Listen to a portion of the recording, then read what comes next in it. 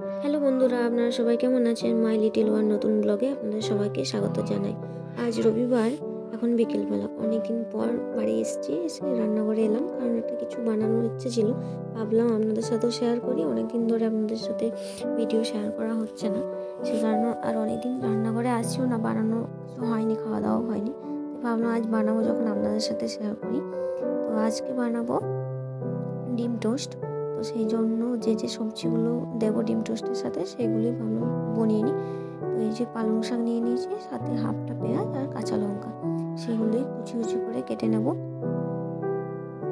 এখানে সবজিগুলো কেটে নিয়েছি, আর যে সবজিগুলো নিচে পড়েছিল সেগুলো যে জল রেখেছিলাম বাটিটাতে, ওটাতে রেখে দিলাম। তারপর এই যে একটা ডিম নিয়ে নিয়েছি, অল্প পরিমাণে নুন নিয়ে নিলাম, তার সাথে যে কেটে রেখেছিলাম পেঁয়াজ আর পালং শাক সাথে কাঁচা লঙ্কা, সেইগুলোই একসাথে দিয়ে পর এবারে এটাকে ভালো করে মিক্স করে নেব।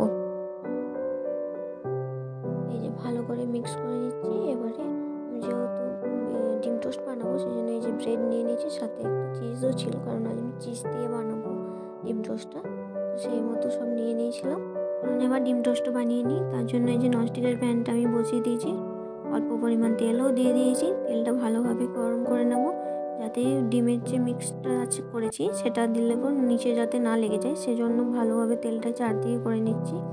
এটা ধোঁয়াও উড়ে গেছে, ভালোভাবে গরম হয়ে গেছে। এবার আমি ওই ডিমের যে মিক্সটা করে রেখেছি ওটাই সবজি দিয়ে ওটা এবার দিয়ে দেবো। এখানে দিয়ে দিচ্ছি, দিয়ে পরে ভালো করে চারদিকে করে দেবো, যাতে দুটো বেড আরামসে এর উপরে দেওয়া যায়।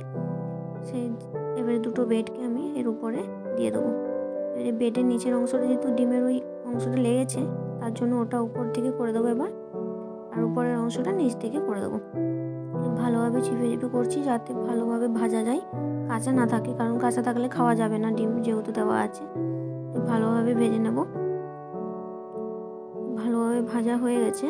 এবার আমি এটা খুন্তি দিয়ে উপরের অংশটা নিচ দিয়ে করবো, নিচের অংশটা উপর দেবো। কিন্তু আমি একটা খুন্তি দিয়ে করতে পারছিলাম না, যেহেতু অনেকটা বড়, সেই জন্য আমি দুটো খুন্তি নিয়ে ভালোভাবে উল্টে নিলাম, কারণ এটা ভেঙে গেলে আর ভালো লাগবে না আমি যেরকম করতে চাইছি। সেই জন্য আমি দুটো খুন্তি নিয়ে আস্তে আস্তে করে ওটা উল্টে নিলাম।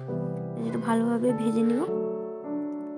ভাজা হয়ে গেছে প্রায়। এবার আমি ওই চিজটা এর উপরে দিয়ে দেবো, একটা বেডের উপরে আমি এটা দিয়ে দেবো। যে পাউরুটিটা আছে এক পিস, সেটার উপরে দিয়ে দেবো। অন্য একটা যে পাউরুটি পিস আছে সেইটা এটার উপরে দিয়ে দেবো। গ্যাসটা মাঝে আমি বন্ধ করে দিয়েছিলাম, আবার জ্বালিয়ে করছি। আবার এই যে পাউরুটি যে ধারের অংশগুলো, এগুলো সব ওই পাউরুটিটার উপরে দিয়ে পর ভালোভাবে এটার উপরে ওটা দিয়ে দিলাম। এবার দুদিকটা ভালোভাবে ভেজে পর নামিয়ে নেবো। এই যে আমাদের ডিম টোস্ট হয়ে গেছে, এটাকে ভালোভাবে এবারে কেটে নেবো। ছুরি তো নেই, তাই খুন্তি দিয়ে আমি কেটে নিলাম, 4 পিস করে নিয়েছিলাম। চলুন তাহলে ভিডিওটা এখানেই শেষ করছি। আপনারা সবাই ভালো থাকবেন, সুস্থ থাকবেন। ভিডিওটা ভালো হলে অবশ্যই লাইক, শেয়ার, কমেন্ট করবেন। তার সাথেই আমার ইউটিউব চ্যানেলটিকে সাবস্ক্রাইব করে দেবেন।